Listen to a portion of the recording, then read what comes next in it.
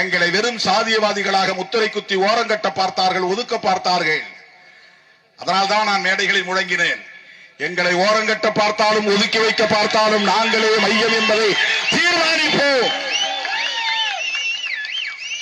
திருமாவளவனா ஒரு தலித் லீடர் விவரமா உட்காருப்பா, கடைசியா போடு, பின்வரிசையில போடு.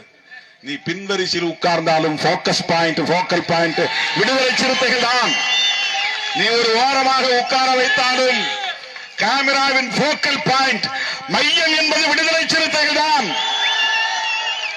இதை நான் கர்வத்தோடு சொல்லவில்லை, மக்களின் நல்லாதரவோடு சொல்லுகிறேன், மக்களின் மீது வைத்திருக்கிற நம்பிக்கையின் அடிப்படையில் சொல்லுகிறேன்.